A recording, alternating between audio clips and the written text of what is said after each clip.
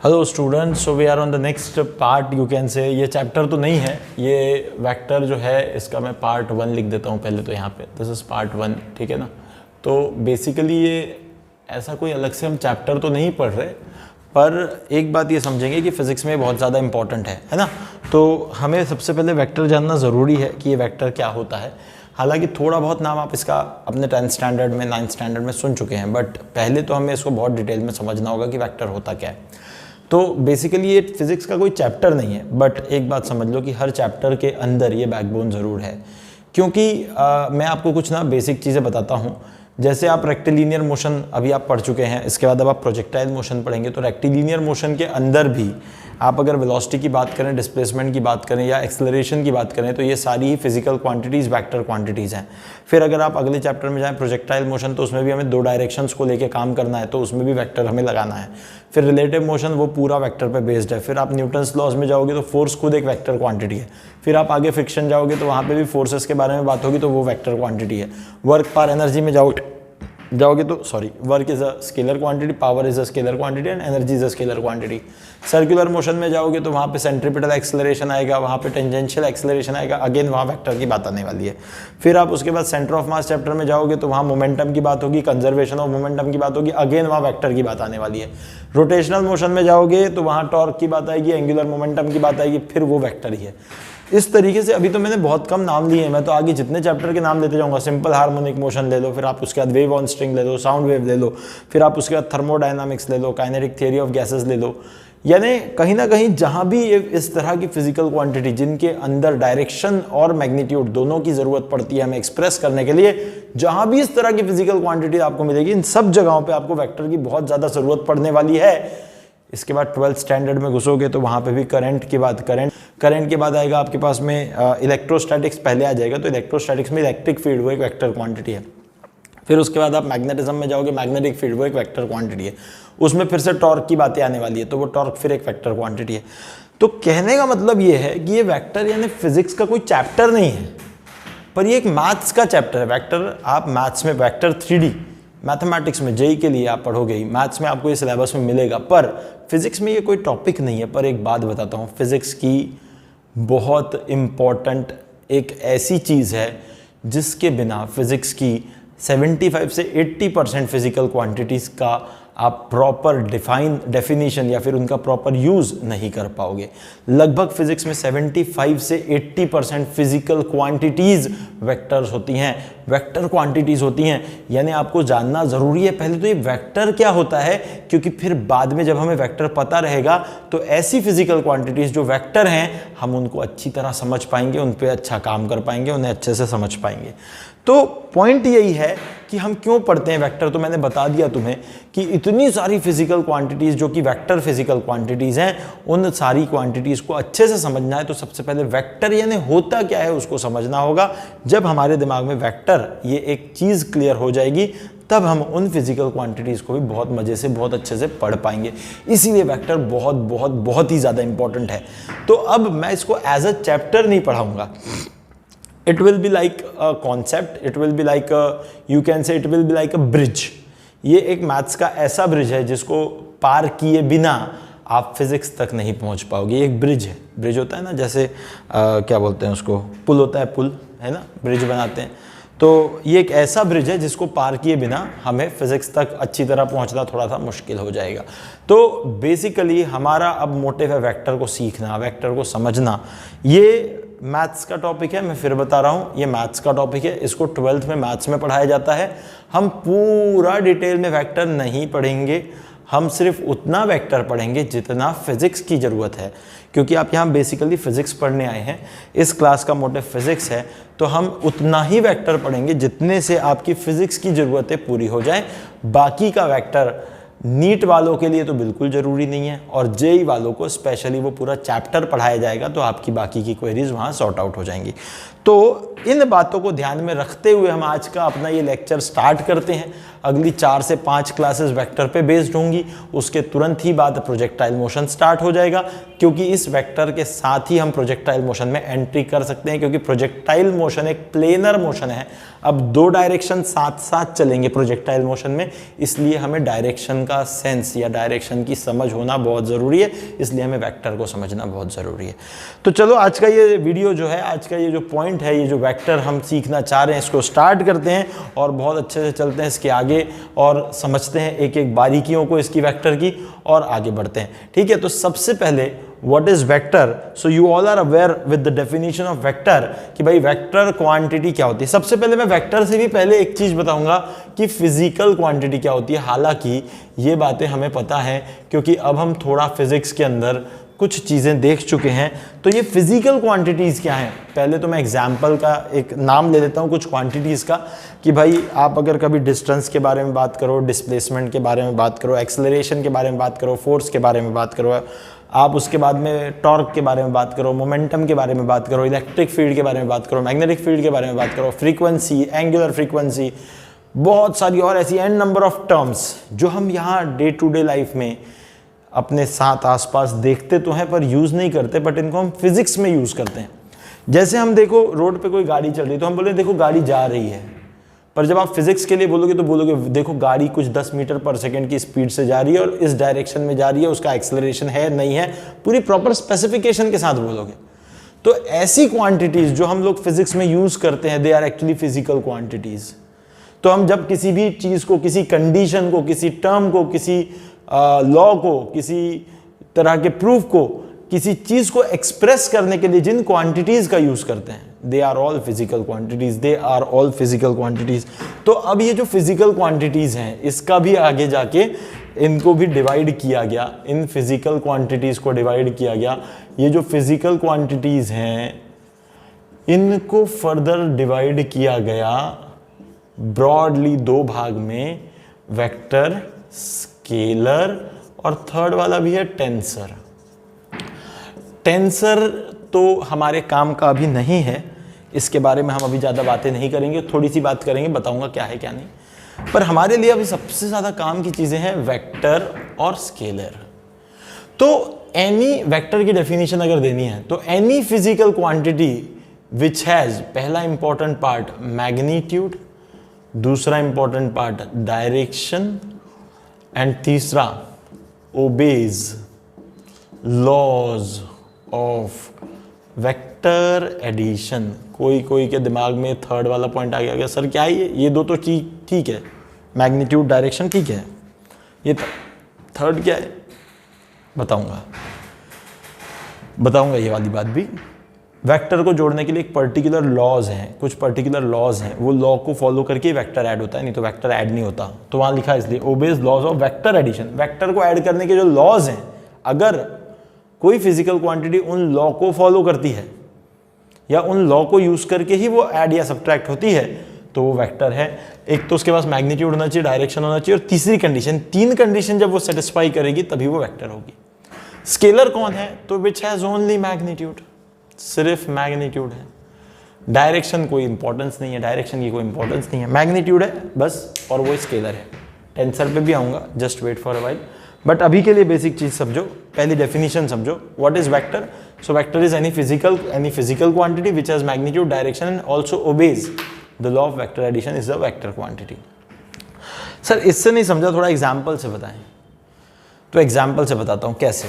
देखो distance travelled, अगर हम डिस्टेंस की बात करें कि भाई अगर मैं बोलूं कि नागपुर से बैतूल कितना किलोमीटर है, अगर आपसे पूछा जाए कितना किलोमीटर है, तो आप रफली बोल दो कि कोई लोग बता देंगे 190 किलोमीटर है, ठीक है 190 किलोमीटर है। अब ये 190 किलोमीटर जो है, ये नागपुर से बैतूल जो 190 किलोमीटर है, तो थोड़ा समझते हैं कैसा है। यहाँ नागपुर है, तो नागपुर से ऐसा सीधा गए तो बैतूल आ जाता है। Is it correct? क्या ऐसा होता है? नागपुर से सीधा गए तो बैतूल आ जाता है? ये नागपुर से सीधा जाने से बैतूल आ जाता है क्या? सीधा गए भाई, एकदम सीधा कैसे बैतूल आ गया? नहीं, ऐसे तो नहीं आता है बैतूल। अरे ये यहाँ वाला बैतूल नहीं दिख रहा, बोलते दूसरा बैतूल बनाना पड़ेगा, ऐसा बना देते। ये वाला बैतूल दिख रहा है, तो ऐसे सीधे गए तो बैतूल थोड़ी आता है। अच्छा, ये जो 190 किलोमीटर है ये डिस्टेंस है। डिस्टेंस यानी क्या है पता है? ऐसे ऐसे ऐसे ऐसे घूम घूम के बस से जा रहे हैं, ऐसे ऐसे ऐसे ऐसे रोड बनाए हुए हैं तो पहुंच रहे हैं हम लोग। तो ये जो ऐसे रोड बनाए हुए हैं ना, ये रोड क्यों बना दिए सर? ऐसे डायरेक्ट क्यों नहीं बना दिया? अरे भाई, बीच में बहुत सारी चीजें आती है, नदी आती है, नाले आते हैं, किसी का घर आता है, कुछ आता है, कुछ आता है, क्या घर तोड़ के घुस जाओगे? तो ये कुछ ऐसे रोड्स बनाए गए हैं, ये पाथ्स बनाए गए, वैसे हम जाएंगे उस पाथ पे से तो बैतूल पहुंचेंगे। तो एक्चुअली ये जो 190 किलोमीटर है ये एक्चुअली इस पूरी पाथ की लेंथ है। ये इस पूरी पाथ को जो हमने बनाया ना, इस पूरी पाथ की लेंथ है। तो ये एक्चुअली जो ये चीज है ये है डिस्टेंस, क्योंकि इसमें डायरेक्शन इज नॉट इंपॉर्टेंट। सिर्फ ये बताया गया नागपुर से बैतूल की दूरी जो है, दूरी नागपुर से बैतूल की जो दूरी है वो 190 किलोमीटर है। फिर सर ठीक है, मुझे बैतूल जाना है, यहां से निकले अपन, अपने ऑफिस से निकले कि भाई 190 किलोमीटर जाओ बैतूल पहुंच जाओगे, 190 किलोमीटर चले जाओ। अब तुम में से किसी को बुलाए और बोले ठीक है भाई जाओ, हर्षवर्धन को बोल दिया, हर्षवर्धन जाओ बैतूल पहुंच जाओ। तो हर्षवर्धन ने पूछा सर बताओ कहाँ है बैतूल? मैंने कहा 190 किलोमीटर है। हर्षवर्धन निकला यहाँ ऑफिस से और जा रहा है, यहाँ से कहीं तो जा रहा है 190 किलोमीटर जाना है, बस उसके दिमाग में एक चीज चल रही है, 190 किलोमीटर जाना है। जाते बहुत दूर बर्डी पहुंच गया। अब बर्डी पहुंच गया तो वे सोच रहा है कि यार मैं जा तो रहा हूं पर बैतूल जा रहा हूं कि कहीं और जा रहा हूं, कहां जा रहा हूं? मैंने तो कुछ सोचा ही नहीं कि किस डायरेक्शन में जाना है। मुझे सिर्फ सर ने ये बताया कि 190 किलोमीटर चले जाओ। 190 किलोमीटर जाऊं किस तरफ? वैसे तो वो क्वेश्चन इसको यहां से निकलते समय आ जाना चाहिए था दिमाग में, किस तरफ से जाऊं 190 किलोमीटर? अरे 190 किलोमीटर अगर मुझे बता दिया भी गया कि बैतूल यहां से 190 किलोमीटर है, पर जब तक उसका कोई मतलब नहीं है, जब तक ये नहीं बताया जाएगा कि किस डायरेक्शन में जाने से बैतूल मिलेगा, जब तक ये बताया नहीं जा रहा है कि किस डायरेक्शन में जाके बैतूल आएगा, तब तक मैं जाऊं किस तरफ 190 किलोमीटर? प्रॉब्लम वही आ गई। अब दिक्कत ये आई, देखो मैं इसको थोड़े छोटे एग्जाम्पल से समझाता हूं। हाँ, यहां पे समझ लो कि ये वाली हमारे पास this is a building of FIM। यहां से निकल के इधर जाते हैं, यहां पे सकरदरा स्क्वायर आता है, फिर यहां से इधर जाते हैं, सकरदरा स्क्वायर आने के बाद में यहाँ से जाएंगे तो ये छोटा ताजबाग आता है, ठीक है ना। तो यहाँ से इधर जाते हैं तो ये कुछ 500 मीटर है, और यहाँ से इधर जाते हैं तो ये कुछ 500 मीटर है, और ये जो है डायरेक्शंस, ये 500 और ये 500। अब यहाँ से निकल गए यानी 500 और 500 1000 मीटर हो गया, यानी 1 किलोमीटर हो गया लगभग। तो अब मैंने कहा कि कोई तो भी एक्स स्टूडेंट जाओ और छोटा ताजबाग पहुंच जाओ। मैंने कहा छोटे ताजबाग जाओ। छोटा ताजबाग कहाँ है? तो छोटा ताजबाग 1 किलोमीटर पे है, 1 किलोमीटर पे, इतना बता दिया। छोटा ताजबाग कहाँ है? 1 किलोमीटर बता दिया भाई, जाओ छोटे ताजबाग जाओ 1 किलोमीटर। अब वो ये सोचेगा छोटा ताजबाग जाना है, पर 1 किलोमीटर कहाँ से जाना है, किस डायरेक्शन में जाना है मुझे? जब तक उसे नहीं समझेगा कि मैं यहाँ से पहले 500 मीटर यहाँ जाऊँ, फिर यहाँ से लेफ्ट ले लूँ, लेफ्ट लेके 500 मीटर यहाँ जाऊँ, तब मैं पहुंचूंगा छोटा ताजबाग। यानी actually this is what, this is direction. Without direction आप नहीं पहुंच पाओगे। हाँ, आपको ये जरूर पता है, आपको डिस्टेंस पता है, कितना ट्रैवल करना है मुझे, डिस्टेंस चलना है, तो डिस्टेंस चलना है 1 किलोमीटर चलना है। पर जब तक मैं इसके साथ डायरेक्शन स्पेसिफाई नहीं करूंगा, तब तक आप अपने डेस्टिनेशन पे नहीं पहुंचोगे। तो सोचो कि एक वेक्टर क्वांटिटी कितनी इंपॉर्टेंट है।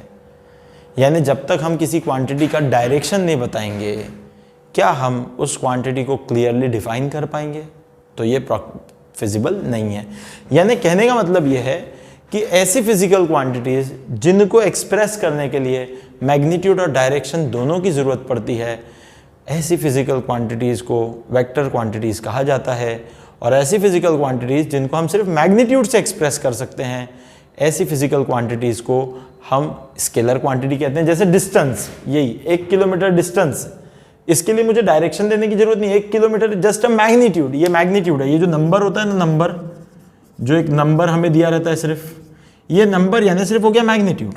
और जब मैं बताऊंगा कि 500 मीटर सीधे जाओ, फिर लेफ्ट लेके 500 मीटर जाओ, तब मैं जब डायरेक्शन लगाऊंगा तो वो डायरेक्शन के साथ जो मिलेगा, एक्चुअली वो जो मिलेगा वो होगा उसका डिस्प्लेसमेंट। डिस्प्लेसमेंट का मतलब क्या है पता है? बताना पड़ेगा। पहले स्ट्रेट जाओ 500 मीटर, फिर उसके बाद लेफ्ट टर्न ले लो, फिर लेफ्ट टर्न लेके जाओ 500 मीटर। तो जो लेफ्ट टर्न लेना है, जब हमने डायरेक्शन स्पेसिफाई किया तो जो मिला हमें वो मिला डिस्प्लेसमेंट। यानी एक इंपॉर्टेंट चीज समझो, displacement is a vector quantity. जब तक आप डिस्प्लेसमेंट यानी डायरेक्शन के साथ मैग्नीट्यूड को नहीं बताओगे तब तक आप वहां पे यानी कहीं पर्टिकुलर किसी जगह पे नहीं पहुंच पाओगे। अगर आपने सिर्फ बोल दिया कि एक फलाना फलाना जगह है जो कि 100 किलोमीटर दूर है, भाई ठीक है 100 किलोमीटर दूर है, पर वहां जाने के लिए जब तक डायरेक्शन नहीं जाएंगे कि देखो पहला, अच्छा देखो गूगल मैप की बात करते हैं। कभी तुम में से किसी ने गूगल मैप यूज किया ही होगा। आपने देखा है गूगल मैप जो होता है ना, वहां पे सबसे पहले आप क्या करोगे, एक डेस्टिनेशन डालोगे कि भाई हमको ना यहां से जाना है कोल्हापुर या कहीं भी जाना है, मान लो मुंबई जाना है, मुंबई। तो सबसे पहले पता है वो जो गूगल है ना वो आपको बताएगा मुंबई इज 900 किलोमीटर। मुंबई जो है वो आपके घर से कितनी है, 900 किलोमीटर दूर है। ऐसा आपको वो पहले बता देगा, भाई आपके घर से कितनी दूर है, वो 900 किलोमीटर। आपने ये 900 किलोमीटर सिर्फ जो सुन लिया, भाई गूगल ने बताया 900 किलोमीटर दूर है, तो आप क्या 900 किलोमीटर किसी भी डायरेक्शन में चले जाओगे क्या? 900 kilometre is just a distance, 900 kilometre is just a distance, but you can not reach Mumbai bye knowing this thing only कि मुंबई इज 900 किलोमीटर। अरे सोचो ये तुम्हारा होम है, ठीक है। अब यहां होम से निकले, आपके पास एक इंफॉर्मेशन है कि 900 किलोमीटर दूर मुंबई है। तो एक बंदा था वो चला गया इधर 900 किलोमीटर दूर, सर 900 किलोमीटर आ गया, मुंबई तो नहीं मिली। एक चला गया इधर 900 किलोमीटर दूर, 900 किलोमीटर चला गया, मुंबई नहीं मिला। इधर चला गया, इधर चला गया, इधर चला गया, इधर चला गया, इधर चला गया, इधर चला गया, कहीं भी। अरे 900 किलोमीटर किसी भी डायरेक्शन में जाके मुंबई थोड़ी आएगा। If you want to reach Mumbai then you have to specify the direction. तो फिर आप तुरंत ही क्या करते हो पता है, गूगल एडवांस हो गया। आप जाते हो फिर भाई बताओ नेविगेशन, वहाँ एक नेविगेशन का बटन आता है, नेविगेशन दबा देते हो। जैसे ही आप नेविगेशन दबाते हो ना, वो ऐसा आपको रास्ता दिखाने लगता है, ऐसा ऐसा। वो फिर वहाँ पे एक पर्टिकुलर एक लेडी है, वो बोलती रहती turn right, turn left, 200 metre से टर्न लेफ्ट, 200 मीटर से टर्न राइट, 100 मीटर से टर्न लेफ्ट। ऐसा कंटिन्यू दिमाग खा लेगी तुम्हारा वो, कंटिन्यू। तो कहने का मतलब क्या है, जब तक आपको डायरेक्शन नहीं बताया जाएगा तब तक आप उस डेस्टिनेशन तक नहीं पहुंच पाओगे। यानी कहने का मतलब सिर्फ और सिर्फ डिस्टेंस यानी लेंथ बता देने से आप किसी पर्टिकुलर डेस्टिनेशन को अचीव नहीं कर पाओगे। जब तक आपको उसके साथ डायरेक्शन नहीं बताए जाएंगे तब तक आप उसको अचीव नहीं कर पाओगे। यानी डिस्टेंस एक स्केलर क्वांटिटी है, just a length, just a magnitude, while displacement is a vector quantity because it has magnitude as well as direction। वैसे ही स्पीड की बात करें तो स्पीड यानी देखो जो आपको स्पीडोमीटर पे दिखती है, जैसे आप कोई गाड़ी चला रहे हो, जब अपन गाड़ी ड्राइव करते हैं तो नीचे देखो एक मीटर लगा होता है, उसके अंदर 0, 10, 20, 30, 40, 50, 60। तो जब वो गाड़ी ना देखो ऐसा होता होगा, जैसे ये रोड है, ये रोड है, फिर यहाँ से रोड इधर टर्न हो गया, ठीक है, ये गाड़ी चल रही है, ठीक है ना, ये गाड़ी चल रही है।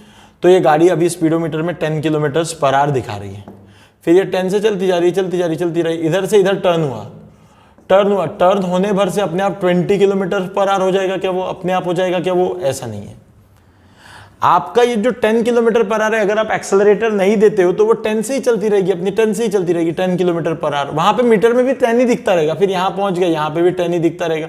यानी आप एक बात सोचो, वो जो मीटर है उसको ये डायरेक्शन से कोई लेन देन नहीं है। वो जो मीटर है वो अगर आप कांस्टेंट एक्सेलरेट यानी आप कांस्टेंट हैंडल पकड़ के चल रहे हो, एक्सेलरेट नहीं कर रहे हो, तो बस 10 यानी 10 से चलती रहेगी, 10 से चलती रहेगी, चाहे कि आप कहीं भी मुड़ जाओ, कहीं भी मुड़ जाओ, कहीं भी मुड़ जाओ। यानी वो जो मीटर है वो सिर्फ और सिर्फ नंबर दिखा रहा है, नंबर यानी मैग्नीट्यूड, और वो मैग्नीट्यूड यानी सिर्फ स्पीड, उसको डायरेक्शन से कोई लेन देन नहीं है, डायरेक्शन के साथ वो रीडिंग चेंज नहीं हो रही, इसलिए उसको स्पीडोमीटर कहते हैं। इसलिए उसको क्या कहते हैं? स्पीडोमीटर, यानी वो स्पीड दिखाता है। Speed is itself a scalar quantity, उसको डायरेक्शन से कोई लेन देन नहीं। गाड़ी का डायरेक्शन कितना भी चेंज हो, कहीं भी आप मुड़ जाओ, जब तक आपने वो एक्सेलरेटर को छेड़ा नहीं तब तक वो स्पीड कांस्टेंट रहेगी, और वो उतनी ही रहेगी 10 किलोमीटर पर आवर, और वैसे ही रहेगी। So that meter shows you speed, not velocity. So again, speed is a scalar quantity, velocity is a vector quantity. Acceleration is a vector quantity because it requires magnitude as well as direction. So any physical quantity which requires magnitude as well as direction to express it is a vector quantity. Any physical quantity which can be expressed by only magnitude is a scalar quantity. Vector quantity के लिए तीसरी वाली बात भी बड़ी important है. देखो सिर्फ मैग्नीट्यूड और डायरेक्शन भर हो जाने से काम नहीं बनेगा, ये तीसरी बात भी इंपॉर्टेंट है. कैसे है वो समझाता हूं, देखो अब जरा. मैग्नीट्यूड यानी वो नंबर, न्यूमरिक वैल्यू, डायरेक्शन यानी किस डायरेक्शन में अप्लाई हो रही है वो. तो अब जैसे देखो फॉर एग्जाम्पल अगर मैं एक छोटी सी करंट सर्किट बनाऊं, ये एक सिंपल सर्किट है. यहाँ पे पॉजिटिव टर्मिनल बैटरी का, निगेटिव ये रेजिस्टेंस है. पॉजिटिव टर्मिनल बैटरी से करंट निकलता है, इस तरीके से करंट चलता है, इस तरीके से करंट चलता है और इधर से वापस अंदर आ जाता है. इतना तो बेसिक आइडिया आपके पास होगा कि बैटरी के पॉजिटिव टर्मिनल से करंट निकलता है, सर्किट में चलता है और निगेटिव टर्मिनल से एंटर कर जाता है. यानी डायरेक्शन देखो, करंट का यूनिट भी पता है आपको, एम्पियर होता है. मान लो 2 एम्पियर यहाँ करंट है, ये करंट का हो गया मैग्नीट्यूड, ये हो गया इसका डायरेक्शन. करंट का मैग्नीट्यूड हो गया 2 एम्पियर, ये हो गया इसका डायरेक्शन. तो करंट क्या है, वेक्टर है, स्केलर है या टेंसर है? कौन है भाई करंट, और क्यों? सोचो जरा. करंट के पास मैग्नीट्यूड भी है 2 एम्पियर का, डायरेक्शन भी है भाई, वो चल रहा है सर्किट में, पॉजिटिव से निकलता है निगेटिव तक जाता है. करंट के लिए डायरेक्शन भी है, मैग्नीट्यूड भी है, तो वो स्केलर है या वेक्टर है? तो आप सबके दिमाग में एक चीज आ सकती है कि सर ये तो वेक्टर होगा ना. नहीं, ये वेक्टर नहीं है, स्केलर भी नहीं है, ये है टेंसर. क्यों सर, ऐसा क्यों, ऐसा क्यों, टेंसर क्यों? डेफिनेटली इस करंट के पास मैग्नीट्यूड भी है और डायरेक्शन भी है, पर ये लॉज ऑफ वेक्टर एडिशन है इसको फॉलो नहीं करता, इसको ओबे नहीं करता.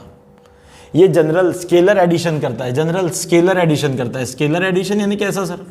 कुछ नहीं, एक ब्रांच ये है, दूसरी ब्रांच ये है, एक और तीसरी ब्रांच ये है. यहाँ से 2 एम्पियर करंट आ रहा है, यहाँ से 3 एम्पियर आ रहा है, तो इस ब्रांच में 5 एम्पियर जा रहा है. सिंपल एडिशन करता है करंट, यानी कहीं से भी लॉ को फॉलो नहीं करता. ये जो अपने वेक्टर लॉ ऑफ एडिशन है उसको फॉलो नहीं करता, सिंपल एडिशन करता है. इसीलिए ये एक टेंसर क्वांटिटी है. ठीक है, सॉरी गड़बड़ हो गई, टेंसर नहीं, sorry, it is a scalar quantity. Tensor का तो एग्जांपल मैंने बताना है अभी. Scalar quantity, just wait, tensor वाला बताता हूं मैं, इसमें थोड़ी गलती हो गई. This is a scalar quantity, not tensor. Tensor तो एक दूसरी चीज है, मैं टेंसर पे आऊंगा, बट अभी फिलहाल मैंने सिर्फ ये कहना है सिंपल अलजेब्रिक एडिशन करना है इसने. सिंपल, यहां से 2 एम्पियर है, 3 एम्पियर है, 5 एम्पियर, तो यहाँ पे सिंपल ऐड हो गया. ऐड होने के बाद यहाँ पे इसका जो है वहां पे कोई लॉ को फॉलो नहीं करना है इसने, सिंपल अलजेब्रिक एडिशन करना है. इसीलिए हम इसको लिख लेंगे स्केलर क्वांटिटी में. इसके साथ ही साथ प्रेशर जो है, प्रेशर ये भी एक स्केलर क्वांटिटी है. Pressure is also scalar quantity. Pressure के पास भी मैग्नीट्यूड है, डायरेक्शन भी है, but still it is a scalar quantity. Current and pressure both are scalar quantity because they do not follow law of vector addition. ये law को follow नहीं करता. यानी वेक्टर होने के लिए स्ट्रिक्टली 3 बातें ध्यान रखें. एक तो मैग्नीट्यूड होना चाहिए, डायरेक्शन होना चाहिए, और तीसरी बात ओबे लॉ ऑफ वेक्टर एडिशन. ये आपने अपने 10th स्टैंडर्ड तक नहीं पढ़ी होगी बात. आपने अगर 10th स्टैंडर्ड तक ये वाली बात नहीं पढ़ी है तो आप अब इसको दिमाग में बैठा लें. वेक्टर होने के लिए ये तीसरी कंडीशन को भी सेटिस्फाई होना बहुत जरूरी है. अगर ये कंडीशन सेटिस्फाई नहीं हो रही तो वेक्टर नहीं है. तो इसमें करंट और प्रेशर के साथ वही तो गड़बड़ हो रही है कि वो तीसरी कंडीशन सेटिस्फाई नहीं करते, इसलिए वो स्केलर के अंदर आ गए. उनके पास मैग्नीट्यूड है, डायरेक्शन है, but they don't follow the law of vector addition, that's why they are scalar. और जो टेंसर वाली कहानी है वो है, टेंसर वाली कहानी के लिए एग्जांपल है moment of inertia. Moment of inertia, sir ये क्या चीज है? तो जो मोमेंट ऑफ इनर्शिया है ना, ये टर्म, ये फिजिकल क्वांटिटी आप लोग पढ़ेंगे रोटेशनल मोशन चैप्टर में. अभी के लिए सिर्फ इतना जान लो कि मोमेंट ऑफ इनर्शिया वही काम करता है जो काम मास करता है जब उसे हम फोर्स लगाते हैं. यानी जब ट्रांसलेटरी मोशन यानी स्ट्रेट लाइन मोशन होता है तो जो काम फोर्स करता है मास के लिए, वही काम रोटेशनल मोशन के दौरान मोमेंट ऑफ इनर्शिया करता है. यानी मास के जैसे ही, मास की तरह की वो फिजिकल क्वांटिटी है. मास नहीं है, मास जैसा है, मास नहीं है. उसके बारे में बहुत डिटेल में बताऊंगा रोटेशनल मोशन चैप्टर में. बस अभी के लिए मान लो कि जो मोमेंट ऑफ इनर्शिया है वो एक टेंसर फिजिकल क्वांटिटी है. क्यों है सर ऐसा? टेंसर की डेफिनेशन क्या है? पहली तो टेंसर की डेफिनेशन ये है, द फिजिकल क्वांटिटी, इसको लिख लेना, the physical quantity which in some condition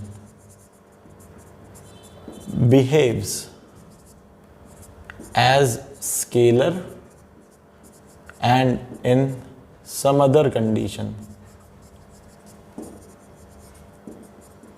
behaves as vector।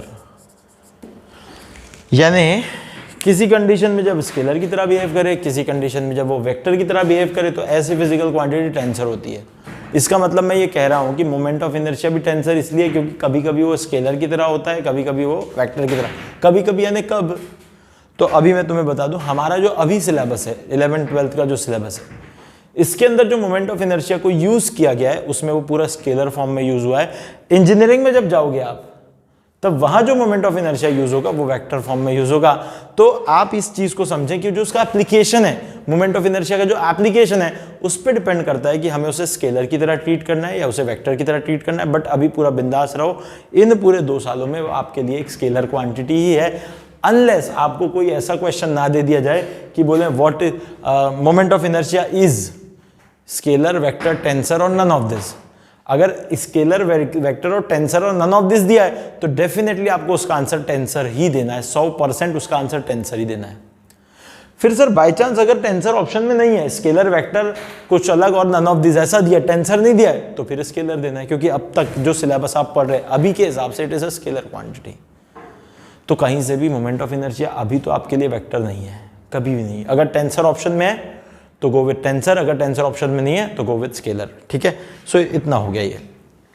तो मेरे ख्याल से ये आपकी बात समझ में आ गई होगी। ये बेसिक डेफिनेशन पे बात हुई है, सिर्फ वेक्टर क्या होता है, सिर्फ बेसिक डेफिनेशन। तो अब मैं एक बार फिर से उसको दोहरा देता हूं, इसको मिटाता हूं, शायद आई होप आपने लिख लिया होगा। फिर से मैं इसको एक बार आपको फिर से बता देता हूं। Any physical quantity which has magnitude and direction and also which follows the laws of vector addition is a vector quantity. Examples are position, distance, position, displacement, velocity, acceleration, force, torque, electric field, magnetic field, momentum and so on. बहुत सारे ऐसे etcetera बहुत सारी लिख सकते हैं हम लोग। और वैसे ही व्हाट इज स्केलर क्वांटिटी, तो एनी फिजिकल क्वांटिटी, देखो यहाँ लिख रखा है मैंने डेफिनेशन, है ना, any physical quantity which is required to express with magnitude, direction and also which follows special laws of vector addition is a vector quantity. Examples are given to you. And scalar quantity, any physical quantity which can be expressed by only magnitude is scalar quantity and can be added using simple algebraic addition. Example, you can write distance, ठीक है, speed, work, power, ठीक है, energy, ठीक है ना, etcetera, और भी बहुत कुछ लिख सकते हैं हम लोग। यहाँ पे आप करंट को लिख लो, करंट एंड प्रेशर, ठीक है, ये भी लिख लो, एक्सेट्रा, ठीक है। सो टेंसर क्वांटिटी का भी मैंने यहाँ लिख दिया था, वो आप लिख चुके हैं इस तरीके से। अब एक बात समझेंगे, किसी भी वेक्टर को एक्सप्रेस किया कैसे जाता है, तो ये एक्सप्रेस इस तरह किया जाता है, ये ऐसे एरो से, ऐसे एरो से, यानी आपको ऐसे बड़ा सा एक एरो बनाना है, उसके ऊपर एक डायरेक्शन वाला एरो बता देना है, ठीक है ना। तो ये जो है ये इसकी टेल है, टेल TAIL वाली, यानी इसकी पूंछ है, ये इसका हेड है जो डायरेक्शन में जा रहा है, दैट इज हेड, ठीक है। फिर इसके बाद ये जो है एरो, ये उसका डायरेक्शन रिप्रेजेंट करता है, और ये जो है ये इसका लेंथ यानी इसका मैग्नीट्यूड रिप्रेजेंट करता है, ये जो इसकी लंबाई है, ठीक है ना। अब एक बात थोड़ा सा समझते हैं हम लोग, है ना, एक बात थोड़ा सा समझते हैं हम लोग कि ये जो वेक्टर है ये हमने ऐसा रिप्रेजेंट किया। सर अगर जैसे लेंथ की बात आती है तो ठीक है, लेंथ तो हम लोग रिप्रेजेंट कर सकते हैं कि जैसे अपन ने कोई समझो कि कोई डिस्प्लेसमेंट को रिप्रेजेंट करना है, displacement in east direction, east direction, east की तरफ दिखाना है 5 किलोमीटर। तो हमें सर ये कैसे दिखाएंगे, हम इसको डिस्प्लेसमेंट दिखाना है ईस्ट की डायरेक्शन में और 5 किलोमीटर। तो सबसे पहले तो हम लोग क्या करेंगे, इसके डायरेक्शन ईस्ट, वेस्ट, नॉर्थ और ये साउथ, हम पहले इसको ऐसा बना देंगे। अब 5 किलोमीटर में ऐसे बना नहीं सकता ना 5 किलोमीटर लंबी लाइन। तुम्हें पता है 10th स्टैंडर्ड में तुम लोग स्केल लेते थे, याद आता होगा स्केल, यानी आप लिखते हो 1 kilometre equal to 1 centimetre, 1 kilometre equal to 1 centimetre, क्योंकि हम 5 किलोमीटर लंबी कैसे लाइन बना सकते हैं। तो 1 किलोमीटर अगर 1 सेंटीमीटर को रिप्रेजेंट करता है तो आप क्या करोगे, सबसे पहले तो 5 सेंटीमीटर की लाइन बना दोगे, जिसका मतलब ये 5 सेंटीमीटर ही कितने किलोमीटर के बराबर हो गई है, अब 5 किलोमीटर के बराबर, क्योंकि 1 सेंटीमीटर 1 किलोमीटर के बराबर है। आपको 5 किलोमीटर का दिखाना है ईस्ट की तरफ। अब आपको डायरेक्शन लगाना, ये तो हो गया इसका मैग्नीट्यूड, ये क्या हो गया इसका magnitude. Now what about direction, it should be in east, तो ईस्ट यानी ये वाला डायरेक्शन हो गया, ये बना दिया अपन ने डायरेक्शन, ये ऐसा हो गया। तो कहीं ना कहीं this is the way how you can represent a vector. पर सर यहां तक तो सब ठीक है, यहां पे कैसा है कि हमें डिस्प्लेसमेंट दिखाना था, बट व्हाट अबाउट वेलोसिटी। अगर मुझे दिखाना है कि velocity is 10 meter per second in north direction. How I can represent 10 meter per second in north direction? Very simple. फिर से एक स्केल ले लो, स्केल में क्या दिखाओ, 1 metre per second equal to 1 centimetre, यानी 1 metre per second speed 1 centimetre लंबाई के बराबर है। तो लंबाई यानी कितनी लंबाई लेनी पड़ेगी हमें, 10 सेंटीमीटर की लंबाई, और 10 सेंटीमीटर भी किस डायरेक्शन में चाहिए आपको, बोलते हैं नॉर्थ। नॉर्थ का है ऊपर, तो आप ऐसा बना दो, एक ये बना दो, और ये जो लेंथ है, ये लंबाई ये आप ले लो कितनी सेंटीमीटर की, 10 सेंटीमीटर, और 10 सेंटीमीटर में अब इसमें एरो लगाना है, डायरेक्शन लगाना है, हेड लगाना है इसका, तो नॉर्थ की तरफ है, यानी ऐसा लगा दो, तो ये बन गया आपके पास 10 सेंटीमीटर। सर अगर ऐसा कोई पूछ ले कि वेलोसिटी इज 10 सेंटीमीटर या फिर 10 metre per second in north east, बहुत इंपॉर्टेंट बात बताने जा रहा हूं मैं, ये बहुत इंपॉर्टेंट, बच्चों को बनाना नहीं आता, बिल्कुल बनाना नहीं आता। कैसे रिप्रेजेंट करें sir, velocity is 10 metre per second in north east direction, velocity is 10 metre per second in north east.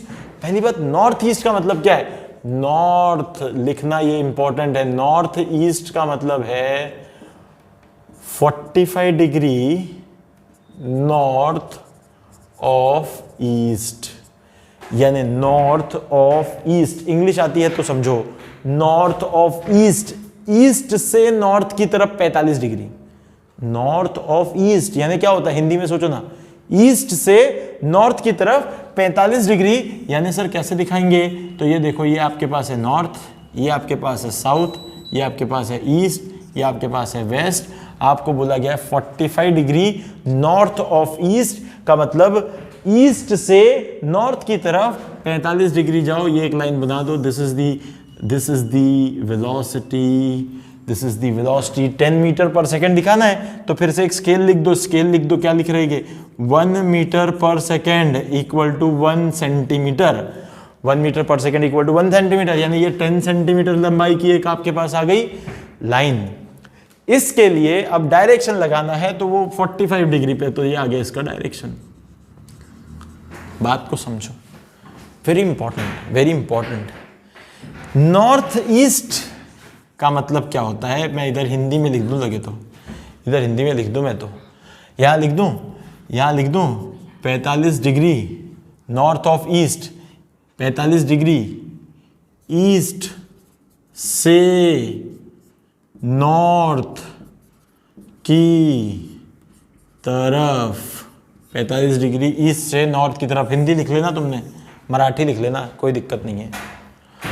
कभी कभी ऐसा भी पूछ सकते हैं, velocity is 37 degree south of west, 37 degree south of west. अब इसको बताना है, इसको प्लॉट करके देना, velocity is 37 degree south of west, फिर हिंदी में कन्वर्ट करो, साउथ ऑफ वेस्ट का मतलब क्या है, वेस्ट से साउथ की तरफ, पता नहीं ये मात्रा इधर से आती है कि उधर से आती है, वेस्ट से साउथ की तरफ 37 डिग्री।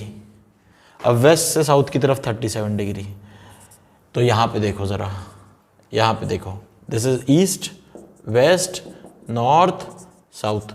अब 37 डिग्री वेलोसिटीज वेस्ट से साउथ की तरफ, साउथ ऑफ वेस्ट, वेस्ट से साउथ की तरफ, वेस्ट से यानी वेस्ट से चालू करो, किसकी तरफ जाना है, साउथ की तरफ। कितना जाना है, 37 डिग्री। सो यहाँ कुछ ऐसी लाइन बन जाएगी, this angle will be 37 degree. ये तो हो गया इसका डायरेक्शन, ये है इसका डायरेक्शन। पर what about its magnitude, so you can write scale. अभी आपके पास वेलोसिटी तो दी नहीं है, वेलोसिटी को मैं यहाँ लिख देता हूँ 10 मीटर पर सेकंड की है, तो यहाँ पे आपके पास 10 सेंटीमीटर की लंबाई आ गई, 1 सेंटीमीटर यानी 1 मीटर पर सेकंड का हो गया। तो इस तरीके से ये आपके पास वेलोसिटी आ गई, और ये वेलोसिटी आ गई। आप यहाँ पे 10 सेंटीमीटर तो इसकी लंबाई है, आप चाहो तो वेलोसिटी की वैल्यू लिख सकते हो 10 मीटर पर सेकेंड।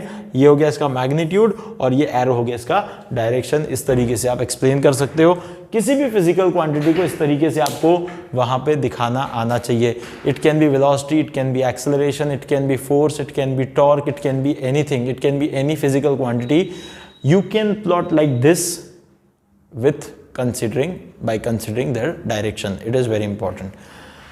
अब एक बात है, तुमसे पूछा जाए भाई 5 किलो शक्कर ला दो, तुम्हें बोला जाए 5 kg of sugar, bring 5 kg of sugar, 5 kilo शक्कर लाओ। अब तुम ये पूछोगे क्या सर पहले बताओ किस डायरेक्शन से लाऊं शक्कर। भाई 5 किलो शक्कर लाओ, कहीं से भी लाओगे एक ही बात है। अब तुम शायद दूसरे तरह के कंफ्यूजन में फंस सकते हो, नहीं नहीं सर ऐसा नहीं है, मम्मी मारती हैं, वो उसकी दुकान से लाया था तो मम्मी बहुत मारती हैं, वहाँ से आए तो बहुत कचरा रहता है, इधर वाली दुकान से लाओ तो ठीक रहता है। यहाँ वाली दुकान के साथ क्या है, हमारा हमेशा का है ना, तो वो साफ देता है, यहाँ वाला कचरे वाली देता है, फिर उधर से लाए तो मम्मी बहुत मारती है। तो डायरेक्शन स्पेसिफाई करना जरूरी है कि कहाँ से लाना है। तो भाई ऐसा नहीं है, ये तो हमारे बनाए हुए पैरामीटर्स हैं। तो sugar 5 kg will remain 5 kg only. इसमें आपको यहाँ पे किसी भी प्रकार से कोई डायरेक्शन को स्पेसिफाई करने की जरूरत नहीं है। So amount of any substance is a scalar quantity, amount of any substance is a scalar quantity. तो that is something which we can say, भाई 5 kg शक्कर की बात अगर हो रही है तो वो एक स्केलर क्वांटिटी है, you need not to specify the direction for that. Okay, so this is all about the basic things about a vector and a scalar and a tensor. ठीक है, तो ये मान के चलो कि हमने अभी तक तो सिर्फ पता है क्या किया है, हमने सिर्फ और सिर्फ वेक्टर को बेसिकली डिफाइन किया है और कुछ भी नहीं किया, और उसका रिप्रेजेंटेशन देखा है और बाकी कुछ नहीं देखा है। बस अब एक चीज़ और मैं बताना चाहूँगा, थोड़ा सा एक मैं इसको ऐड कर दूँ यहाँ, थोड़ी जगह की ज़रूरत है मुझे, इसको मिटा देता हूँ मैं। ठीक है, आई होप ये आपने सब नोट डाउन किया होगा, एक एक फिगर आपकी कॉपी में होना चाहिए, बहुत अच्छे से नोट डाउन करो, it is very very important. ठीक है, तो मैं एक सिंपल चीज़ बता देता हूँ, रिप्रेजेंटेशन ऑफ वेक्टर। तो देखो रिप्रेजेंटेशन ऑफ वेक्टर, तो नॉर्मली वेलोसिटी को हम v के ऊपर ऐसा एरो लगा के रिप्रेजेंट करते हैं। ये v के ऊपर एरो लगा दिया तो it is vector, this arrow, this complete is vector notation, यानी ये वेक्टर नोटेशन हो गया। या आप चाहो तो इसको ऐसा भी लिख सकते हो, देखो सॉलिड बोल्ड लेटर्स में अगर आप v लिख दोगे तो ये भी वेक्टर को ही रिप्रेजेंट करता है, इसके ऊपर बार लगाने की जरूरत नहीं है। यहाँ अगर आपने सिंपल v लिखा उसके ऊपर बार लगाया तो ये वेक्टर v हो गया। इसको आप अगर पढ़ोगे तो इसको ऐसा पढ़ोगे, vector v, vector v। v is the alphabet which is usually used for velocity. Similarly अगर आप फोर्स वेक्टर लिखना चाहते हो तो फोर्स के ऊपर f के ऊपर वेक्टर लगा दो, force is that alphabet which is usually used for force. Momentum है, मोमेंटम के लिए p यूज होता है, मोमेंटम के लिए p यूज होता है, तो p के ऊपर आप एरो लगा दो तो वेक्टर p समझ में आ जाएगा। तो इन दिस वे भाई बहुत सारी फिजिकल क्वांटिटीज जो हैं उनका जब हम वेक्टर नोटेशन लिखते हैं तो उनके यूजुअल अल्फाबेट्स हैं। जैसे एक्सेलरेशन के यू कैन यूज स्मॉल ए, उसके ऊपर बार लगा देना, तो ये इसको पढ़ोगे कैसे, it is vector A, it is vector A. Simple A लिखोगे तो it is just an acceleration, यानी ये सिर्फ it represent only magnitude. Okay, it represents only magnitude, ये सिर्फ ए का मतलब मैग्नीट्यूड है। अगर ए के ऊपर वेक्टर एक एरो लगा हुआ है तो उसका मतलब वो उसका वेक्टर फॉर्म है। ये अगर सिंपल आपने वैसे v लिख दिया, v इसका मतलब ये है मैग्नीट्यूड ऑफ वेलोसिटी, इसका मतलब है मैग्नीट्यूड ऑफ वेलोसिटी, या फिर आप इसको स्पीड भी कह सकते हो। ठीक है, ये सिंपल v लिखा है ना तो ये सिर्फ स्पीड है या फिर मैग्नीट्यूड ऑफ वेलोसिटी है। पर अगर ऐसा सॉलिड वाला v लिखा हुआ है, बोल्ड वाला v लिखा हुआ है, तो ये वेक्टर v है, इसको भी वेक्टर v की तरह पढ़ोगे, वेक्टर वेलोसिटी, वेलोसिटी वेक्टर की तरह पढ़ोगे इसको भी। ठीक है ना, तो ये बात ध्यान रखो, जब भी कभी किसी भी फिजिकल क्वांटिटी को वेक्टर फॉर्म में रिप्रेजेंट करो, कभी भी किसी फिजिकल क्वांटिटी को अगर वेक्टर फॉर्म में, जैसे अगर तुम्हें displacement is represented by S, पर अगर आपको उसको वेक्टर फॉर्म में लिखना है तो आपको उसके ऊपर एक एरो लगाना पड़ेगा। This is vector, this is vector S, this is displacement in vector form, ठीक है। तो ये बात समझे, this is general representation, it is just representation of vector quantity, ठीक है ना। तो इस तरीके से हम लोग जो है इस वेक्टर के बारे में बात कर सकते हैं। वेक्टर को कैसे लिखना है, उसके मैग्नीट्यूड को सिंपल, अगर फोर्स के मैग्नीट्यूड को लिखना है तो F लिख दो, मोमेंटम के मैग्नीट्यूड को लिखना है P लिख दो, S लिखा है यानी डिस्प्लेसमेंट का ये सिर्फ मैग्नीट्यूड है, V लिखा है यानी सिर्फ वेलोसिटी का मैग्नीट्यूड है। अगर आपने कोई और जैसे इलेक्ट्रिक फील्ड के लिए कैपिटल E यूज होता है, तो कैपिटल E अकेले लिख रखा है तो वो सिर्फ इलेक्ट्रिक फील्ड का मैग्नीट्यूड रिप्रेजेंट कर रहा है। अगर आपने E के ऊपर एक एरो लगाया है तो कैपिटल E के ऊपर एरो यानी इलेक्ट्रिक फील्ड का वेक्टर फॉर्म रिप्रेजेंट कर रहा है, वेक्टर उसका नोटेशन रिप्रेजेंट कर रहा है। ये बात ध्यान रखो कि वेक्टर कैसे लिखना है, स्केलर कैसे लिखना है, तो ये हमेशा आप फिजिक्स में यूज होगा, इसको भूलना नहीं है, that is very important thing, ठीक है। तो अब ये बातें अगर हो गई तो इसके बाद हमें जो आगे की चीज़ करनी है, मैं पहले इसको वाइप आउट कर देता हूँ, थोड़ा इसको आप फटाफट से नोट डाउन कर लो। अब मैं इसके बाद कुछ इंपॉर्टेंट प्रॉपर्टीज़ बताऊंगा वेक्टर्स की, अब हमें उस पर डिस्कशन करना है। अब इंपॉर्टेंट प्रॉपर्टीज़ पे हम आ जाएंगे, ठीक है ना। उस इंपॉर्टेंट प्रॉपर्टी को डिस्कस करके डेफिनेशंस लिख लो पहले तो सारी, और साथ ही साथ हम लोग फिर आगे बढ़ना शुरू करते हैं, ठीक है। कुछ इंपॉर्टेंट प्रॉपर्टीज़ बता रहा हूँ जो बहुत ज़्यादा ज़रूरी है वेक्टर की जानने के लिए। सो ये बात समझ लें कि any physical quantity which requires magnitude as well as direction to express it is a vector quantity, and any physical and also which follows the law of vector addition, that is very important, है ना। और दूसरी चीज़ ये सुन लो कि any physical quantity which can be expressed only with the help of magnitude is a scalar quantity. Even though current and pressure has magnitude as well as direction, but they are not vector quantities, they are scalar quantities, ठीक है, because they do not follow the law of vector addition, है ना। और वैसे ही tensor physical quantity के अंदर हमारे पास एग्जांपल है मोमेंट ऑफ इनर्शिया, बट अभी जो हमारा सिलेबस है उसके अंदर मोमेंट ऑफ इनर्शिया एक स्केलर फिजिकल क्वांटिटी है, बट इन इंजीनियरिंग आगे जाओगे जब, so that moment of inertia will become tensor physical quantity. So tensor physical quantity is that physical quantity which sometime behaves as scalar and sometime behaves as vector, है ना। तो ये चीज़ें हो गई। अब मैं कुछ जो इंपॉर्टेंट बातें लिखने जा रहा हूँ, बताने जा रहा हूँ, वो ये कि properties of properties of vectors, ठीक है ना, प्रॉपर्टीज ऑफ वेक्टर्स। अब प्रॉपर्टीज ऑफ वेक्टर्स में पहली चीज, any vector remains same if it is displaced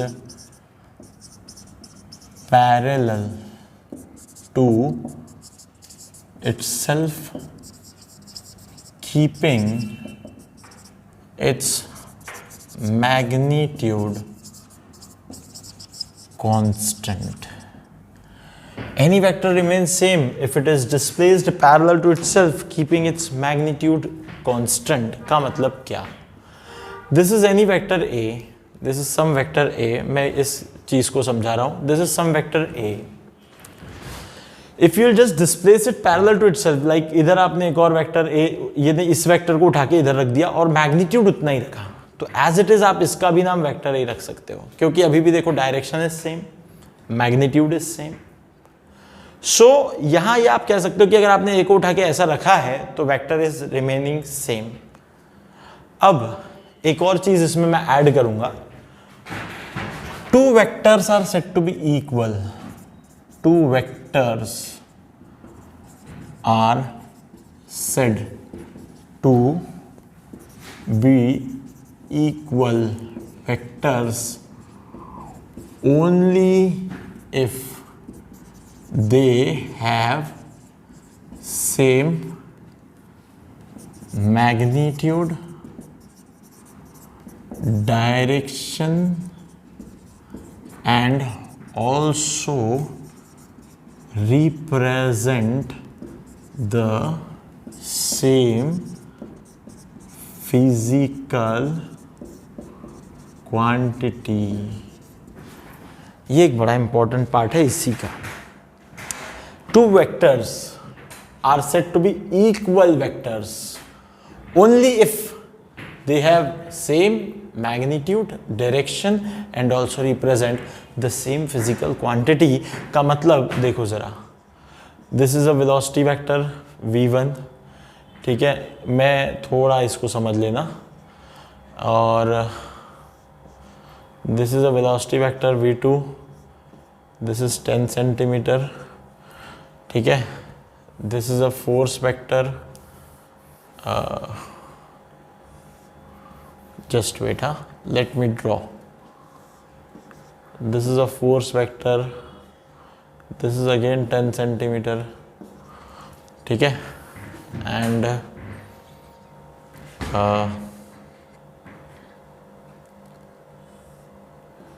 this is again force vector F2, 10 centimeter, and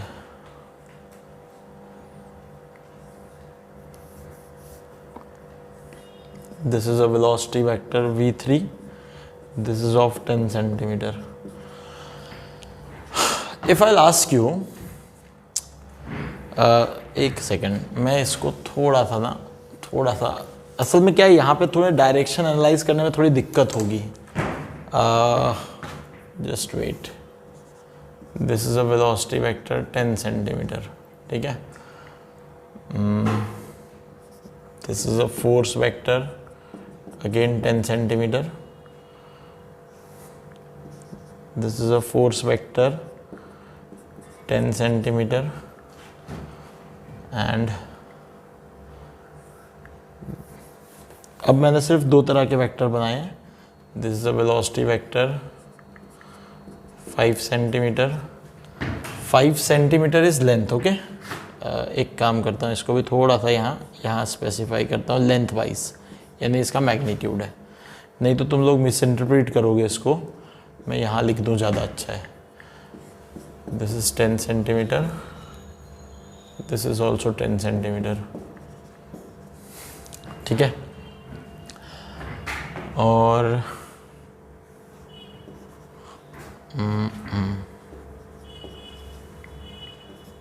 this is v3 vector. Now my question is, इसमें से कौन से वेक्टर्स इक्वल वेक्टर्स हैं? यहाँ से कौन से वेक्टर्स इक्वल वेक्टर्स हैं? यहाँ किन किन वेक्टर्स को आप इक्वल वेक्टर्स बोल सकते हो? कौन से वेक्टर्स इक्वल वेक्टर्स हैं? देखो, same magnitude, same direction and should represent the same physical quantity. आप ज़रा देखो, ये वेलोसिटी वेक्टर और ये फोर्स वेक्टर 5 और 10, इनके तो मैग्नीट्यूड्स ही अलग हैं। सो ये तो कभी डायरेक्शन सेम है but magnitudes are different, and also ये वेलोसिटी वेक्टर है, ये फोर्स वेक्टर है, यानी फिजिकल क्वांटिटी डिफरेंट हो गई। तो ये तो इक्वल हो ही नहीं सकते। इनमें सिर्फ एक चीज़ मैच कर रही है, डायरेक्शन इक्वल सेम है। अब इस वेलोसिटी वेक्टर और इस वेलोसिटी वेक्टर को देखो तो यहाँ 5 सेंटीमीटर यानी इसका मैग्नीट्यूड सेम है, वेलोसिटी यानी सेम फिजिकल क्वांटिटी है, और डायरेक्शन भी सेम है। यानी आप ये कह सकते हो कि v3 vector is equal to v2 vector. ये वाली एक चीज़ आप कह सकते हो। देखो ज़रा सोचो, अब आप ये वाला फोर्स वेक्टर और इस वाले फोर्स के साथ तो इसको इक्वल बोल ही नहीं सकते, वेलोसिटी के साथ तो ये इक्वल हो ही नहीं सकता क्योंकि फोर्स एक अलग फिजिकल क्वांटिटी है। तो यहाँ इनके साथ तो इसको इक्वल करने की सोच भी नहीं सकते हम लोग, यानी इसको सिर्फ हम इसके और इसके साथ देख सकते हैं, जिसमें भी इसका तो जमेगा नहीं क्योंकि ये वर्टिकल है, ये हॉरिजॉन्टल है। अब ये हॉरिजॉन्टल है, ये भी हॉरिजॉन्टल है, तो इनका आप देखो डायरेक्शन तो सेम दिख रहा है, फोर्स यानी सेम फिजिकल क्वांटिटी भी है, और मैग्नीट्यूड भी 10-10 सेंटीमीटर है। इसका मतलब यहाँ हम कह सकते हैं कि जो F3 वेक्टर है वो भी F1 वेक्टर के बराबर है। बाकी और कोई चीज़ नहीं मैच हो सकती। हाँ, कोई ये पूछ सकता है कि सर अगर ये वाला 10 होता और ये भी तो 10 है तो दोनों के डायरेक्शन सेम हो जाते तो F2 v2 के बराबर हो जाता क्या? अरे हो ही नहीं सकता भाई। F2 यानी फोर्स, ये फोर्स वेक्टर, ये वेलोसिटी वेक्टर, तो फोर्स वेक्टर कभी वेलोसिटी वेक्टर के इक्वल हो ही नहीं सकता। Even if both are having same magnitude, same direction, but they represent different physical quantities, you cannot compare them because they are different physical quantities. So this is very important part, very important point. Second part, when a vector is rotated by any angle except even multiple of 2 pi, then the vector will change. Then the vector will change. सोचो जरा, English को पढ़ो अच्छे से. When a vector is rotated by any angle except the even multiple of 2 pi, even multiple of 2 pi, यानी 2 pi का even multiple अगर देखो, एक तो 0, 0, 2 even नंबर पे 0, 2, 4, 6, 8 and so on. Even multiple यानी 2 पाई को 0 से मल्टीप्लाई करो, 2 पाई को 2 से, 2 पाई को 4 से, यानी 0 से मल्टीप्लाई करोगे तो घूमेगा ही नहीं, जो वेक्टर है वहीं रहेगा. फिर उसको 2 से मल्टीप्लाई करोगे तो 4 पाई, 4 पाई के बाद क्या बोलते हैं उसके बाद 0, 2 पाई, 4 पाई एंड सो ऑन. यानी 0, 2 का हो गया 4 पाई, 4 पाई के पाई 8 पाई, 8 पाई एंड सो ऑन. यानी देखो क्या हो गया, एक तो ये 0 के बाद में आप एक घुमा दो उसको 2 पाई.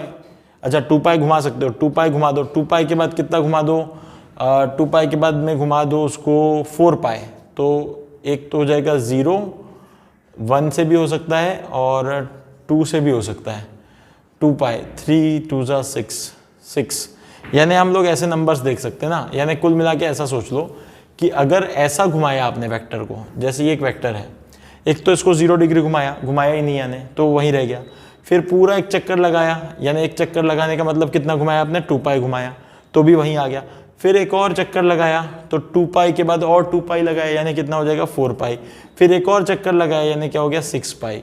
यानी आप ये देख सकते हो यहाँ पे सभी नंबर आ रहे हैं ना, यानी 1 2 3 4 5 ऐसी कोई सीरीज बन रही है क्या 2 पाई की.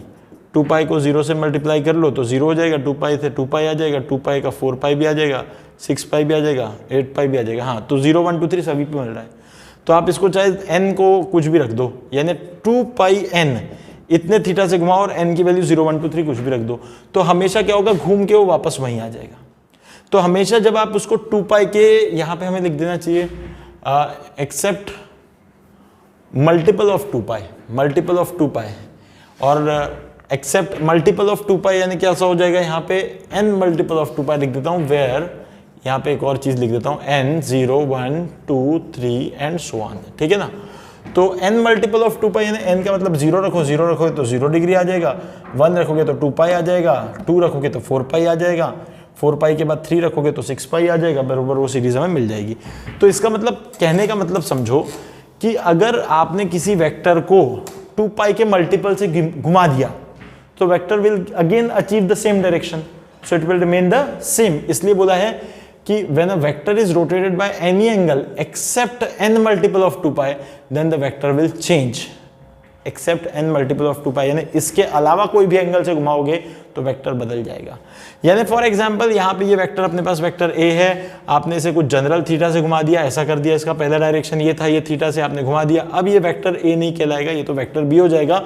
इवन दो इसका मैग्नीट्यूड अगर 10 सेंटीमीटर है, इसका मैग्नीट्यूड भी अगर आप 10 सेंटीमीटर लिख देते हो, ले लेते हो यानी, तो भी ये वेक्टर a नहीं कहलाएगा, ये वेक्टर b होगा. किसी भी एंगल से घुमाओगे तो vector will change because the direction will change. ठीक है. सो this is also very important point, second point. इसके बाद एक थर्ड पॉइंट, इसी से related third point, the vector can be rotated by any angle theta and will remain same and will remain same if complete reference frame is rotated. अब जरा पढ़ना इसको, इसके उल्टा बात हो रही है यहाँ पे, इससे उल्टी बात हो रही है यहाँ पे. उल्टी बात यानी कैसे हो रही है सर? देखो यहाँ क्या लिख दिया, a vector can be rotated by any angle theta and will remain same. यानी आप किसी भी एंगल थीटा से आप, इसकी स्पेलिंग ना रेफरेंस। आप किसी भी एंगल थीटा से घुमा दो फिर भी वेक्टर सेम रहेगा if complete reference frame is rotated. देखो कितनी जबरदस्त चीज है, देखो दिखाता हूं। एक्चुअली क्या होता है, ये वेक्टर जो है ना ये डिफाइन होता है रेफरेंस फ्रेम यानी एक्सिस से डिफाइन होता है, एक्स और वाई एक्सिस से। This is X axis and this is Y axis, और इस एक्स और वाई एक्सिस के रिस्पेक्ट में this is our angle, this is our vector A, मान लेते हैं this is making some angle theta with X axis. So इसकी definition, इस वेक्टर ए की डेफिनेशन क्या है पता है क्या, कि भाई एक ऐसा वेक्टर ए है जिसका कुछ तो भी मैग्नीट्यूड है, मैं इसको 10 सेंटीमीटर कह देता हूँ, है ना, वो स्केल से 10 सेंटीमीटर आया है, कोई भी फिजिकल क्वांटिटी कोई भी हो सकती है, वहां उसका यूनिट लगेगा, मैंने तो स्केल ली है, सिर्फ शुरू में समझाया था मैंने। तो ये जो वेक्टर ए है, ये वेक्टर ए की डेफिनेशन क्या कहती है भाई, उसका मैग्नीट्यूड 10 सेंटीमीटर का है और उसका डायरेक्शन थीटा डिग्री है एक्स एक्सिस के साथ। वेक्टर ए की डेफिनेशन यही है कि भाई वेक्टर ए क्या है, उसका एंगल एक्स एक्सिस के साथ क्या है, थीटा डिग्री है। तो अब क्या करना है आपको, पूरी की पूरी एक्सिस यानी ये पूरी की पूरी एक्सिस यानी एक्स एक्सिस को घुमा दिया हमने कुछ तो भी थीटा डैश एंगल से, तो डेफिनेटली ये वाई एक्सिस भी घूम जाएगी कुछ तो भी थीटा डैश एंगल से। तो इसका मतलब अब इस नई एक्सिस के हिसाब से मैं नया वेक्टर ए बना देता हूं, और ये जो वेक्टर ए है ये अगेन 10 सेंटीमीटर का ही है, पर ये पुराने वाले वेक्टर के रिस्पेक्ट में थीटा डैश घूम गया है। पर एक बात सोचो, अभी भी ये जो एक्सिस है, ये वाली जो एक्सिस है एक्स एक्सिस, ये वाली जो एक्स एक्सिस है उससे ये थीटा एंगल ही बना रहा है। यानी अभी हमने कोई जनरल एंगल से घुमाया, पर हमने सिर्फ वेक्टर को नहीं घुमाया, हमने क्या किया, पूरे रेफरेंस फ्रेम को घुमा दिया, पूरी रेफरेंस फ्रेम को घुमा दिया, तो उसके साथ साथ हमारा वेक्टर भी घुमा। जबकि अब थीटा, जबकि अभी वेक्टर ए के रिस्पेक्ट में जो नया वेक्टर ए है वो कुछ थीटा डैश एंगल आगे है, बट स्टिल वो भी ए ही वेक्टर है, क्योंकि अभी भी वो नई एक्स एक्सिस के हिसाब से थीटा एंगल पर ही है, जैसे कि पुराना वाला वेक्टर ए पुरानी एक्स एक्सिस के साथ थीटा एंगल पे हुआ करता था। सो ये बात को समझो कि vector is actually defined by it's reference frame, उसको किस फ्रेम में रखा गया है, जिस फ्रेम में उस वेक्टर को रखा गया है उस फ्रेम की इंपॉर्टेंस है। अगर उस फ्रेम के साथ ही पूरा वेक्टर, आप फ्रेम को ही पूरी घुमा दे रहे हो, तो vector will remain same even if you rotate it by some angle theta, the vector will remain same, it will not change. Very very important point, very important point, ठीक है ना। तो अब यहां से एक अगला पॉइंट मैं आपको बताऊंगा, नेक्स्ट पॉइंट, मेरे ख्याल से ये आपने लिख लिया होगा तो इसको मिटा सकते हैं हम लोग।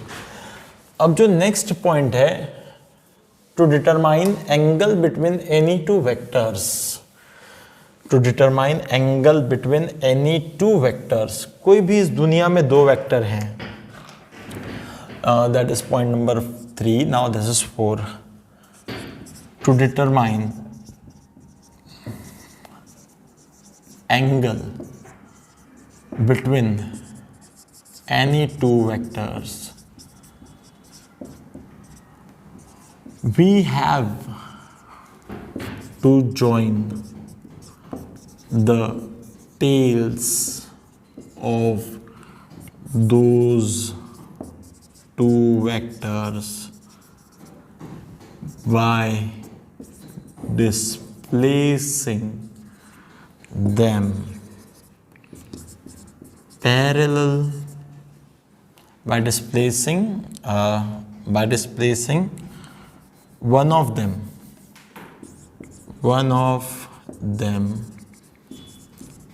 parallel to itself, by displacing one of them parallel to itself। आपको क्या करना है, सिर्फ थोड़ा ध्यान दो। To determine angle between any two vectors we have to join tails of those two vectors by displacing one of them parallel to itself. यहाँ ये एक पहला पॉइंट लिखा था मैंने, और वो पॉइंट पे ये लिखा हुआ था कि जब भी कभी कोई वेक्टर खुद से पैरेलल डिस्प्लेस होता है तो वो वेक्टर कभी बदलता नहीं है। तो हमें क्या करना है, किसी भी एक वेक्टर को उठाना है, पैरेलल टू इटसेल्फ डिस्प्लेस करना है। जैसे मैं फिगर बना के समझाता हूँ। तो यहाँ से अगर आप देखते हैं तो let it be there is some vector A and it is having some angle theta 1, you can say this is just our general x axis, and there is one more vector, let us say this is vector b, it is having some theta 2 angle. Now where are the tails? These are the tails, ये दोनों tales हैं। आपको simple क्या करना है, या तो ए को उठा के बी पे रख दो या तो बी को उठा के ए पे रख दो। ऐसा मत कर देना कि सर ए को उधर ले आता हूँ बी को इधर ले आता हूँ, यानी ए को बी की जगह बी को ए की जगह, तो ये तो आगे पागलपन हो गया ना भाई। एक की टेल पे दूसरे की टेल को रखना है, कोई एक को ही उठा के डिस्प्लेस करो ना। दोनों को डिस्प्लेस करके क्या करोगे, मान लो आपने बी को उठा के ला लिया इधर, देखो लगभग शायद पैरेलल दिख रहा होगा वैसा कि वैसा। सो ये एंगल अगेन θ2 हो जाएगा।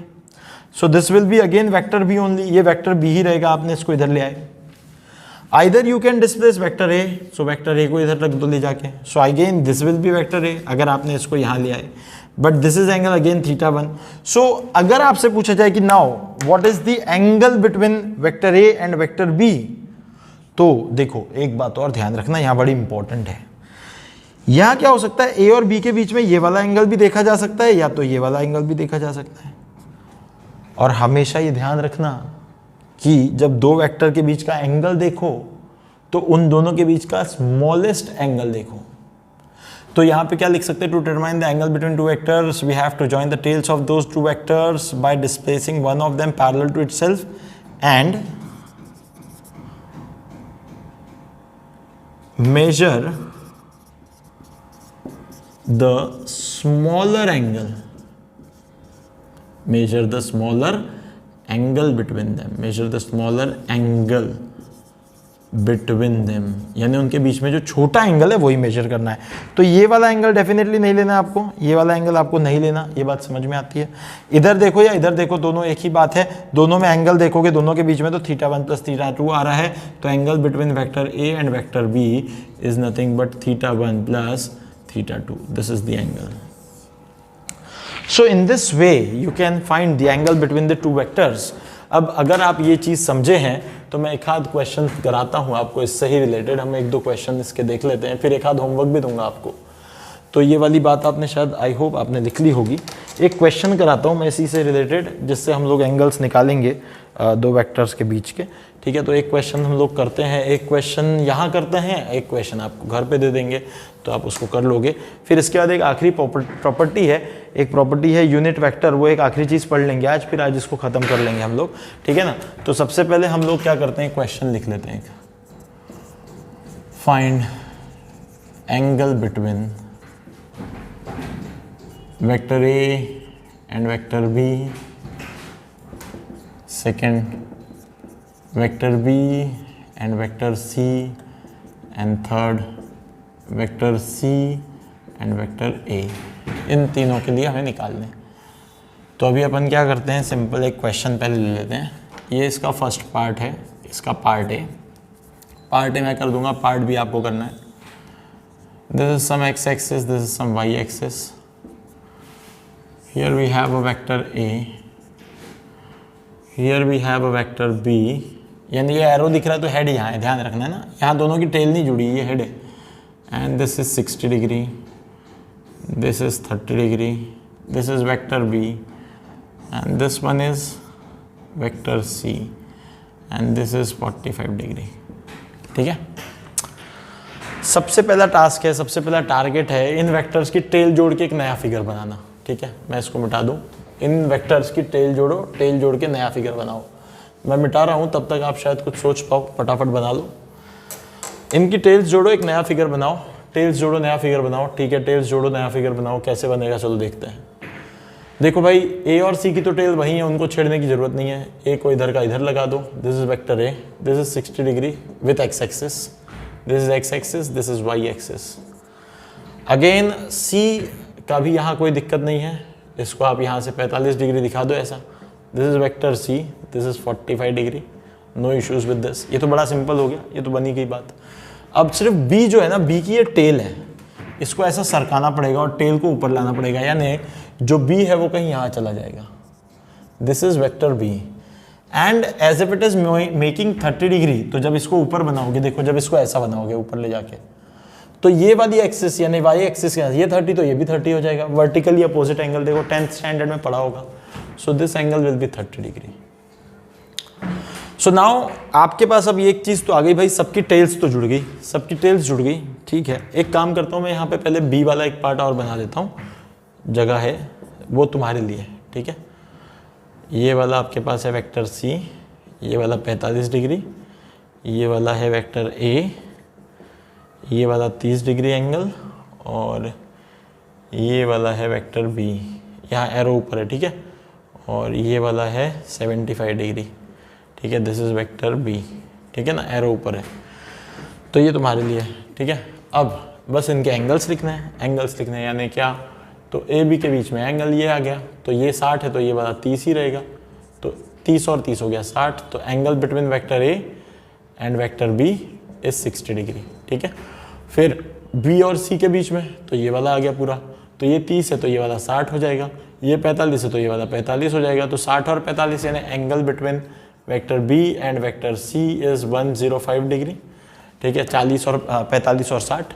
और फिर एंगल बिटवीन सी ए, तो मतलब ये वाला पूरा एंगल जो है देखो जरा, ये सी ए के बीच में है, तो angle between vector C and vector A is equal to, अब देखो तो ये वाला 60 है, ये 45 है और ये वाला 90 है, तो 60 45 हो गया कितना 105, सॉरी 60 और ये 45 हो गया 105 और 90, 105 और 90, 105 और 90 को करोगे तो कितना हो जाएगा 195, यानी ये छोटा एंगल नहीं होगा, छोटा एंगल तो ये वाला होगा।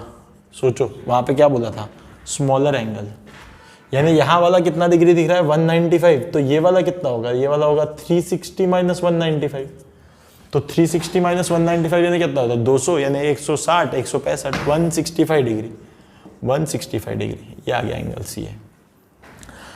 बहुत सिंपल है यार, बड़ी इजी चीज़ है, बहुत ही आसान चीज़ है, बहुत ही बेसिक चीज़ है, आप इतना आराम से समझ सकते हो। ये एक क्वेश्चन आपको दिया है, एक काम करते हैं, यूनिट वेक्टर हम लोग अगली ही क्लास में अच्छे से स्टार्ट करेंगे। यहाँ पे इसका एक सी पार्ट और दे देता हूँ, एक और क्वेश्चन दे देता हूँ। तो यहाँ पे भी ये वाला आपके पास वेक्टर ए है, दिस इज 60 डिग्री, यहाँ पे आपके पास ये है, this is vector B, this is 90 degree, this is vector D, ठीक है, this is 120 degree and C भूल गए हम लोग, हाँ, तो ये सी लगा देते हैं ना यहाँ, this is 60 degree, this is vector C. तो इसमें डी है तो इसमें also A B B C C A, और ये देखो ए बी बी सी सी ए तो निकालना ही है, और एंगल बिटवीन ए डी भी निकाल देना, ठीक है, और एंगल बिटवीन बी डी भी निकाल देना, और एंगल बिटवीन सी डी भी निकाल देना, ठीक है। 3 पार्ट और जुड़ जाएंगे, एक वेक्टर है तो कोई दिक्कत नहीं है। तो इस तरीके से हमने समझो आज काफ़ी सारा वेक्टर थोड़ा सा स्टार्ट कर लिया। अब हमारे पास अगला पार्ट है, इसके आगे हम लोग यूनिट वेक्टर से आगे बढ़ना शुरू करेंगे, ठीक है ना। तो इसको सब्सक्राइब करें, लाइक करें, शेयर करें, है ना, जितना ज़्यादा कर सकते हैं। और आज के लिए यहाँ रुक जाते हैं, ठीक है ना, और फिर कल आगे बढ़ेंगे, कल मिलेंगे फिर से नेक्स्ट वीडियो के साथ। Till then thank you very much and good bye.